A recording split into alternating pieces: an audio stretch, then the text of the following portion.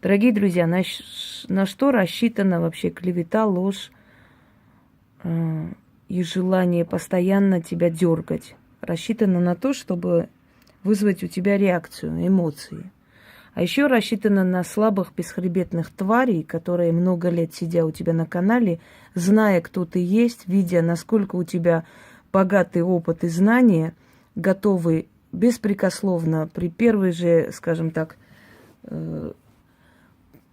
лживой такой, знаете, зацепки сразу же верить любому человеку. Я считаю, что достойный человек – это тот человек, который просто так абы кому не верит, который анализирует.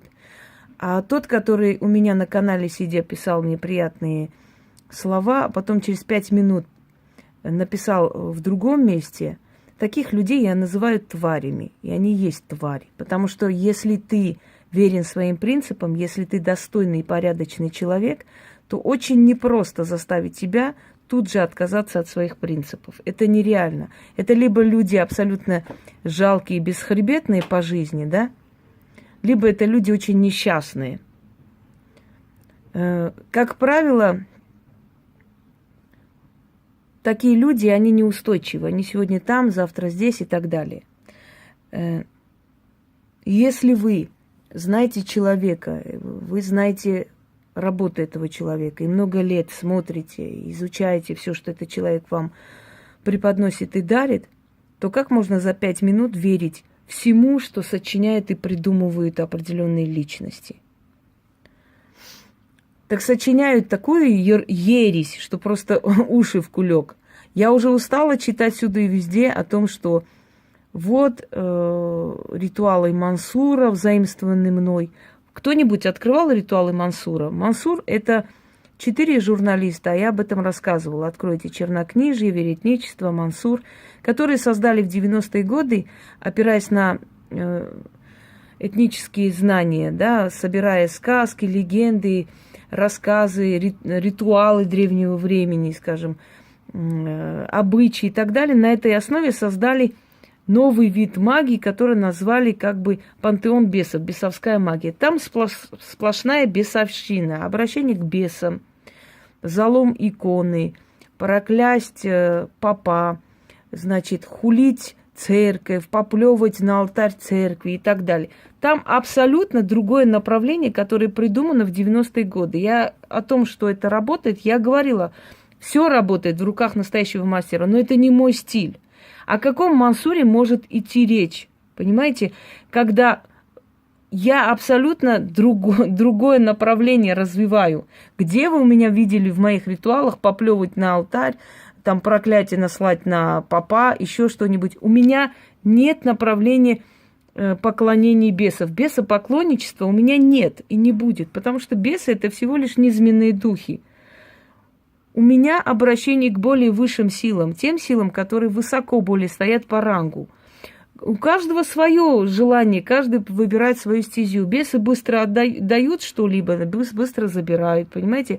Более высшие ранги, скажем так, они отдают, может быть, через какие-то жертвы, но в то же самое время на всю жизнь. У каждого свое направление. О каком Мансуре речь? Кто-нибудь откройте вообще ритуалы Мансура и посмотрите, и сравните с моими работами, где там у Мансура фортуна, где там у Мансура духи, где там у Мансура обращение к древним богам, где там у Мансура обращение к армянским богам, где там у Мансура грузинские ритуалы. Объясните мне, пожалуйста, где там у Мансура обращение к верховным силам? Где у него там такие вещи, которые можно взаимствовать? Это абсолютно разные направления, понимаете, нет?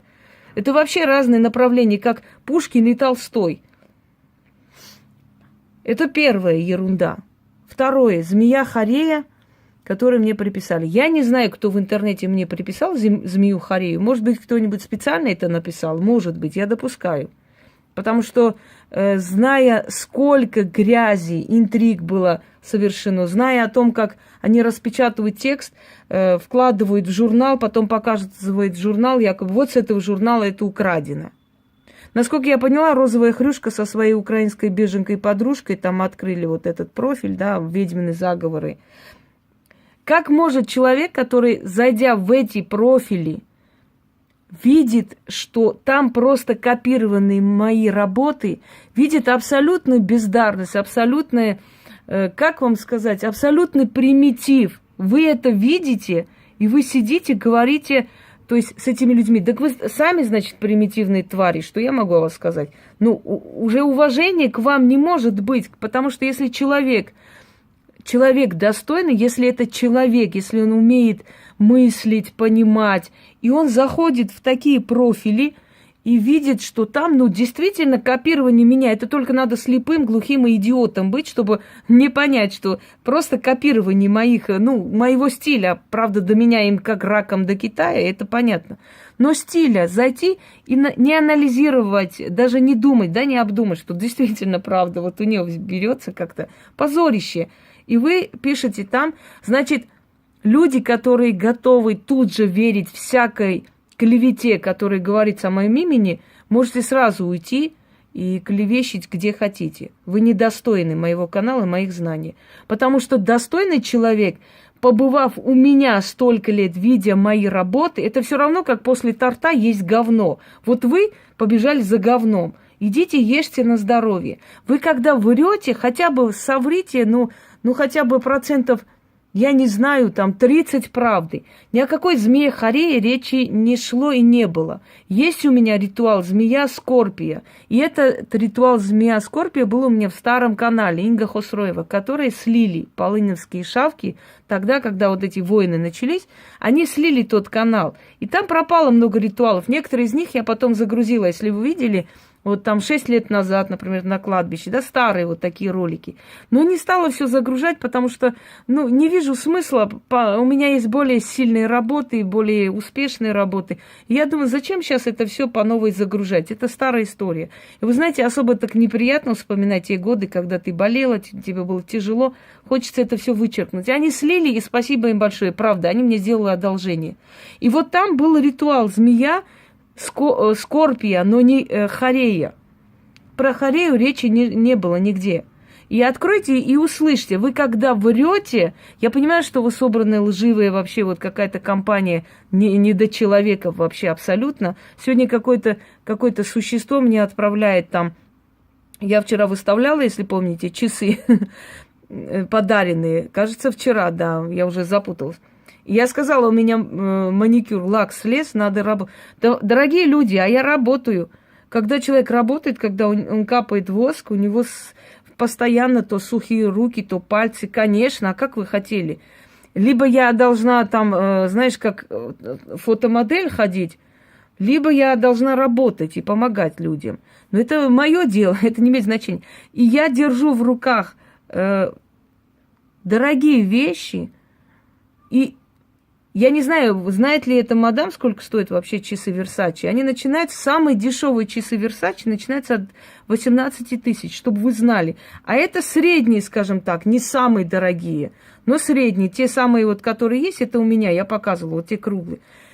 И ролик, где я показываю часы, такие дорогие часы, показываю мне этот ролик, значит, фотографирую, да, скрин мне кидает и пишет, что я нищебродка. Ну о чем говорить здесь? Когда человек в кадре показывает часы, подаренные ей за такую сумму, ей кидать фотографии этих часов и говорить, что она нищебродка. Ну, вы понимаете, что у них мозги уже действительно не в ту сторону повернуты. Это же видно, это идиоту понятно. Но мне противнее всего не вранье и не подлость этих людей. Не подлость этих существ, которые на самом деле не стоят и гроша ломаного там собраны-то. Ну кто? Абсолютные бездари, абсолютные неучи какие-то, не состоявшиеся в жизни люди, которым хочется найти объект, чтобы обсудить кого-нибудь. И все они потихоньку уходят. Конечно, порча не действует. Естественно, не просто же так они друг на друга потом снимают ролики, обсирают друг друга. Да, порча не действует. Я согласна, конечно. Это так, с воздуха просто. Но порча же это не мужик с кувалдой, который придет и даст вам по башке. Порча именно вот это и есть, что вы позоритесь, понимаете? Ладно, проехали. Но мне просто противно, как могут люди, которые столько лет на моем канале сидели, пойти и поверить всему, что им скажут. У вас своего мозга нет или вы думаете чужими мозгами? Тогда мне вас жаль, тогда вы очень жалкие существа. Я сейчас еще раз прочитаю, потому что мне сейчас некогда делать ритуал. Мне уже это настолько достало, это вранье. Я прочитаю свою змею Скорпию, и после этого я попрошу закрыть эту тему. Потому что ни о какой змее Хорее речи нет. Я не знаю, кто там написал и кинул в интернет. Ты знаете, они настолько лживые существа, если уж Матвей выставил такую-то хренотень, там, грамоту какую-то. Зачем мне эта грамота нужна? Можете мне объяснить? Чтобы ее не проверили в Москве, какую-то грамоту Хабаровского театра. Вот логику включите 5 секунд. Приходит проверять якобы. Я достаю грамоту из широких штанин и говорю, вот мне грамота из Хабаровского ДК. Они мне скажут, девушка, у вас с мозгами все нормально? До Хабаровска 12 часов лететь. Вы что, хотите сказать, что вы каждый день летаете туда, работаете и обратно? Зачем мне грамота нужна? Ладно, если бы это был трудовой договор, я бы еще понял. Грамота какую-то. Такую грамоту я каждый день могу сварганить на Матвея, например, такую же красочную грамоту могу сейчас нарисовать и сказать, что это Матвей у меня просил грамоту. Вы понимаете? Это настолько идиотизм. Я понимаю, что это примитивно, но не до такой же степени. Ну, хоть сочиняйте что-нибудь интересненькое, люди. Ну, правда уже смешно. Грамота Хабаровского театра мне. Блин. Все, давайте так. Я сейчас прочитаю. Я дарила тогда змею Скорпию от сплетен на работе, когда выживает человека с работы. Ну, заодно, я думаю, что моим зрителям этот ритуал, в принципе, пригодится. Нужно взять свечу восковую. Нужно обмотать руку, левую руку, черной нитью. Желательно, если это будет шерстяная. Но если не найдете, возьмите обычную нить. Не привязывайте, то есть нельзя связать узлы. А просто вот несколько раз сделайте там плотно, чтобы она прям на руке находилась, то есть не развязалась. Прочитайте это. Потом возьмите, оторвите эту нить, прям вот так вот с руки оторвите, сожгите в какой-нибудь емкости, отнесите на перекресток и развейте там. Ну, просто выкиньте на перекрестке 13 монет через левое плечо, кидайте, говорите, откупаюсь и уходите. Через это некоторое время на вашей работе эти змеи начинают друг друга кусать, грызть. Ну, посмотрите, как эти полоумные начали друг друга сжирать там. То на Шнобель снимают ролик, то на Путинку, то Путинка на Матвея теперь поперла, то Матвей с этим подружился, это на того попер, это на того снимает. Вот этот ритуал, вот, змея Скорпия, он очень такой полезный в таких ситуациях. Хочу сказать, для бездарности, для людей абсолютно примитивных и чушковатых, что в магии есть очень много различных вариантов, например, одной и той же направленности, да. Змея Скорпия есть не только у меня. И змея Скорпия очень древний вообще заговор, и змея Скорпия встречается в нескольких ритуалах. Но есть вариант, например, есть вариант, например, русского колдовства, более древнего. Есть вариант новодела другого автора, может быть. Я, например, змея Скорпия, там 6 вариантов точно встречала. Но я сделала свой вариант, и весьма интересный, необычный, не похожий на других. Там единственное, что похоже, это слово «змея Скорпия». То есть змея-скорпион, понимаете? Та змея, которая сама себя жалит. И это очень нормальный вообще ритуал, если вот начинать выживать дома, свекровь, там еще кто-нибудь, я не знаю, родня мужа, да, и так далее. И так, значит, что там такое, что-то написала, обновление, по-моему, да, это не важно. Нужно, еще раз говорю, обмотать, не завязать, обмотать черную нить, ну, на 6 узлов, например, что прям плотно было. Потом прочитать это, оторвать эту нить, прочитать 6 раз. Пока свеча тает, свеча должна хотя бы до половины догореть. Оторвать эту нить, на пламени свечи сжечь, пепел отнести в тот же день, отнести на перекресток, оставить с откупом. И через некоторое время эти люди от вас отстанут. Но вы можете не в емкости отнести, вы можете там пересыпать куда-нибудь, это не страшно. Вот змея Скорпия, не Хорея, а змея Скорпия. Я не знаю, кто мне приписал Хорею, пускай себе припечатает на лоб. Сейчас столько всего, я не удивлюсь, если завтра еще что-нибудь мне припишут, понимаете? Сейчас такой век технологий, что можно и СМС от твоего имени создать, можно и голосовой чуть ли не создать. Я не знаю, чего только можно не сделать. Все, что угодно можно сделать и создать. Вы можете тявкать на меня сколько хотите. Люди видят ваше мракобесие, люди видят, как вы сходите с ума и позоритесь. Реально позоритесь. Вы действительно какие-то театры дешевые устраиваете каждый божий день. Очень занятые великие маги и колдуны. Но это ладно. Но не нужно приписывать человеку то, чего не было. А те, которые готовы по первому же зову бежать и верить всему, что им скажут, это бесхребетные, конченые твари. Завтра, если им скажут, что их мама там продала их куда-нибудь на органы, они и в это поверят, получается. Потому что если человек готов верить, не анализируя, не проверяя, значит, он убогое существо. На самом деле, хорошо, что такие убогие уходят. Но в любом случае, я бы хотела в конце концов прояснить этот вопрос, потому что мне это уже остахерело. Я сейчас вам прочитаю змею Скорпию. Каким образом сделать, я вам объяснила. И дарю, естественно, людям, и тогда я подарила. Просто второй раз я не стала его снимать. Ну, понимаете, когда у тебя очень много новых интересных работ, зачем одно и то же снимать? Ну, пришло время, когда, понимаете, всякое ублюдство вылезло наружу. Почему бы не показать народу то, что на самом деле является моей работой? Нихарея, змея Скорпия. А не знаю, кто там приписал мне, пускай припечатает себе на лоб. Я тоже могу сейчас написать что-нибудь и написать автор Шнобель, а потом показать, сказать, вот Шнобель себя объявила автором чего-то. Понимаете? Ну, Шнобель куда-то там слилась. Ну, потому что дитё болеет, некогда. Ну, порчишь не работает вообще. Правильно? Да. Естественно. Мы сегодня как раз об этом поговорим. Кое-что. Итак, читаем 6 раз.